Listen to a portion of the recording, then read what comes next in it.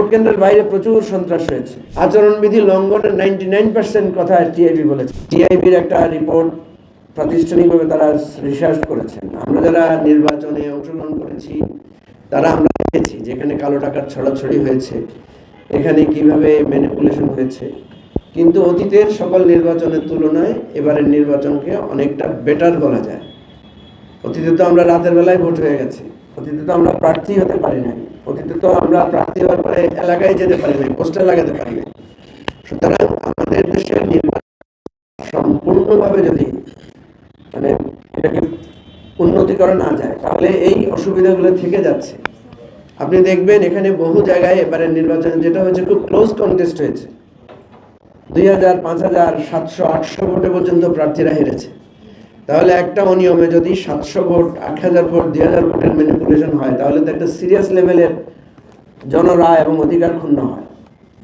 আমরা যেটা দেখেছি যে এই বিষয়গুলো হয়েছে এবং টিআইবির রিপোর্টে সেটা উঠে এসেছে। যেখানে জাল ভোটের কথা বলেছেন ওনারা বলেছেন যে নির্বাচনের আগের দিনের রাতের প্রভাবের কথা বলেছেন, ফলাফল ঘটেছে ওনারা বলেছেন, কালো টাকার ছড়াছড়ি, ভোট কেনার বেচার ঘটনাও ওনারা উল্লেখ করেছেন। তো আমরা যারা রুরাল লেভেলে ইলেকশন করেছি আমরা দেখেছি এগুলোর প্রভাব অনেক বেশি ছিল শহরের তুলনায়। এটা হলো একটা দিক। দ্বিতীয় হচ্ছে আপনি দেখেন আমরা কেন নির্বাচন ব্যবস্থা সংস্কারের কথা বলছি।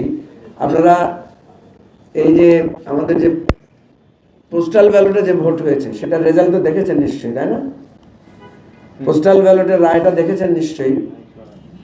পোস্টাল ব্যালটে একটা জিনিস দেখবেন, কম্পারেটিভলি প্রার্থীরা যাকে যোগ্য মনে করেছে তিনি বেশি ভোট পেয়েছেন। এবং এই ভোট যদি আমাদের রিয়েল ফেয়ার ভোট হিসেবে আমরা ধরি তাহলে দেশের বর্তমান নির্বাচনের ফলাফল কি হবে সেটা তো বোঝা যাচ্ছে।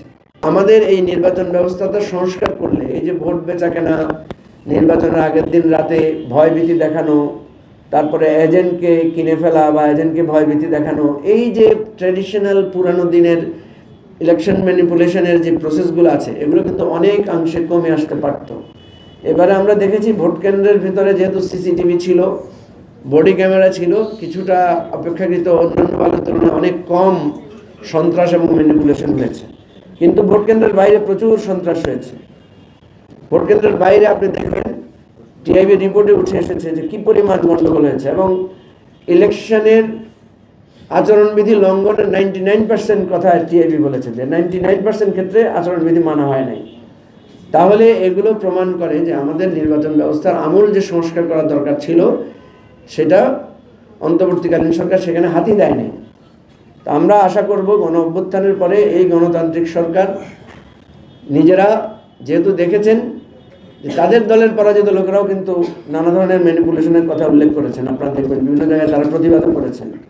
তাহলে দেখা যাচ্ছে যে একদম ম্যাসিভ লেভেলে না হলেও প্রত্যেক কনস্টিটিউশনতে কিছু না কিছু ম্যানিপুলেশন হয়েছে, কোথাও ম্যাসিভ হয়েছে, কোথাও কিছুটা কম হয়েছে এবং কিছু তথ্য প্রমাণও পাওয়া গেছে। তো আমি ব্যক্তিগতভাবেও আমার নির্বাচনী এলাকায় যে ম্যানিপুলেশনের ঘটনাগুলো হয়েছে, যে প্রভাব বিস্তারগুলো হয়েছে সেগুলোর জন্য লিখিতভাবে অভিযোগ দিয়েছি রিটার্নিং অফিসার বরাবরে এবং নেক্সট দেন আমরা কিন্তু এটার জন্য ট্রাইব্যুনালেও আমরা আমাদের অভিযোগগুলো দিব। আমরা চাইবো যে এখানে যাতে আমরা সুবিচার পাই। বিএনপি ল্যান্ডস্লাইড ভিক্টরি পেয়েছে। ল্যান্ডস্লাইড ভিক্টরির দুইটা ওয়ে আছে। একটা হচ্ছে যে মানুষের প্রতি বিনয়ী হওয়া, অধিক সম্মানে মানুষের প্রতি বিনয়ী হয়ে ন্যায় বিচার করা, ন্যায়ের পথে চলা। আর একটা হচ্ছে অহংকারী হয়ে যাওয়া। অতীতে আমরা দেখেছি যারা এরকম নিরঙ্কুশ সংখ্যাগরিষ্ঠতা পেয়েছেন তারা অহংকারী হয়েছেন, তারা জালেম হয়েছেন, তারা মানুষের প্রতি অত্যাচার করেছেন, প্রতিশোধ নিয়েছেন। এবার আমরা চাইব, আমরা তারেক রহমানকে সকল সময়ে কিছুটা বিনয়ী পেয়েছি, ওনাকে চেঞ্জ পেয়েছি পার্সোনালি, ওনার সাথে কথা বলে ওনার মধ্যে একটা পরিবর্তনের আভাস পেয়েছি, ওনার বক্তব্যে চলনে সব ক্ষেত্রে। সেটার প্রত্যাশা সরকারে হবে বলে আমরা বিশ্বাস করি।